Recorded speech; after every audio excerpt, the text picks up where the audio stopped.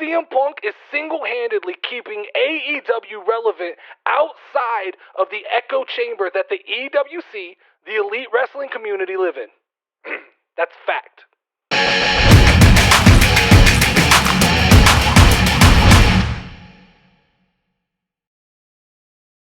So I have another bone to pick with the IWC this week over the way they've reported and handled the situation with CM Punk, Adam Page, and that other guy that I don't know his name. So it was first reported that CM Punk had Adam Page and some other guy, I think his name's Ryan Namath. I don't know who the fuck he is.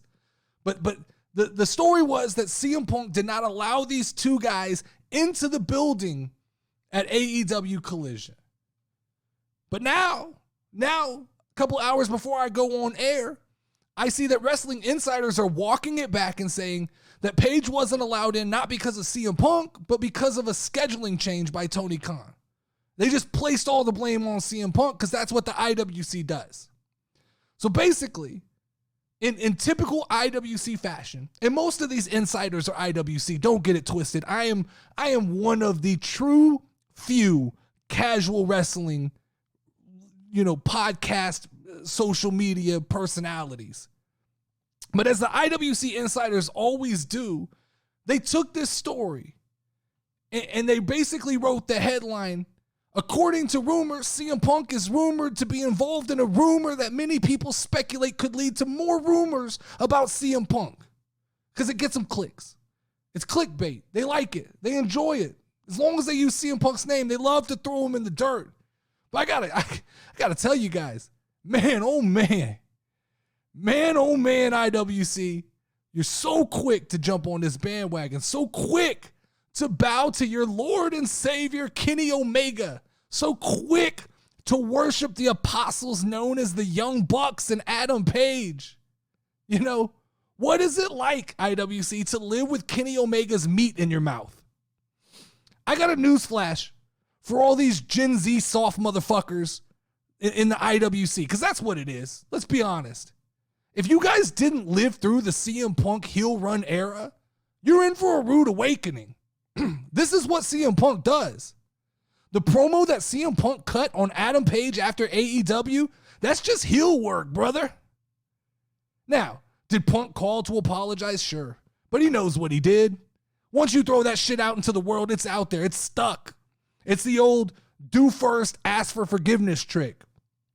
Punk knows exactly what he's doing while appearing to be the good guy, appearing to stay on Tony Khan's good graces. Now, here's an unpopular opinion. I got one for you, IWC. You want to come after me? Come for me.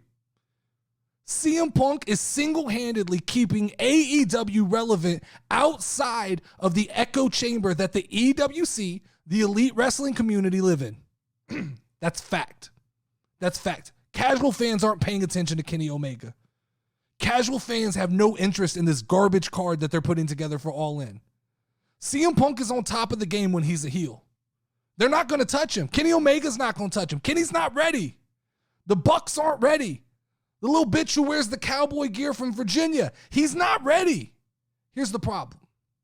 Here's the problem with the soft EWC fans. Here's the problem that they can't understand. The elite, they conned Tony Khan into building a playground for them. And they named it AEW Dynamite. And Tony Khan was a happy parent who got to watch all his little kids run around on the playground that had no rules. You want to run up the slide, Matt Jackson? Go for it. You want to hang upside down on the monkey bars, Nick Jackson? Go for it. You want to do an Alabama death match with pizza cutters and dynamite under the ring? Hell, we'll add sharks with laser beams, Kenny Omega. And that was great. It was a utopia to the IWC. Except there was a problem. The playground wasn't making any money. And if the playground doesn't make any money, the equipment starts to get dilapidated. So Tony Khan did what any smart parent does, and he went out and he found out a way to fix it. And how he fixed it was enter CM Punk. CM Punk comes in and says, hey, this playground you got going here, this is pretty cool. But it could be better. We could fix it. And CM Punk goes, this playground would function better if you guys just use the monkey bars the way they're supposed to be used. If you guys just went down the slide in the direction that the slide's made to be used. Hell, this company would be better if your champions and the guys constantly winning weren't VPs of the fucking company. But what happened is that pissed off the Elite. This pissed off the IWC.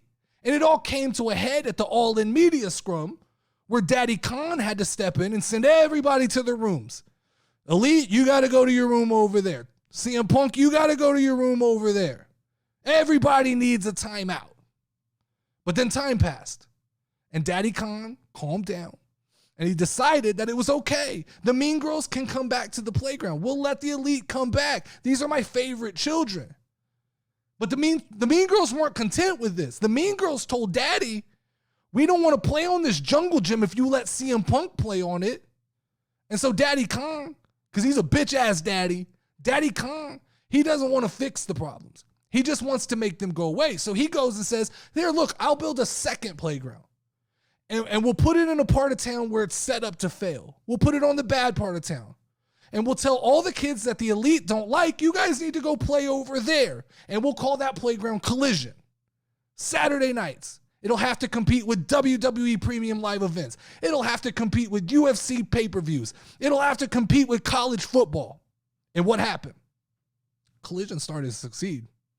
Collision actually wasn't half bad. All of a sudden, the reviews start coming out from the IWC and the casual wrestling fans. This is good. This show might work. This feels old school. This feels like a balance between AEW and WWE. This feels like something we've been looking for. And look, I make a joke, I use playground references, but only to make this point. The reality is, here's what happened. The Elite banished CM Punk to the Collision Island.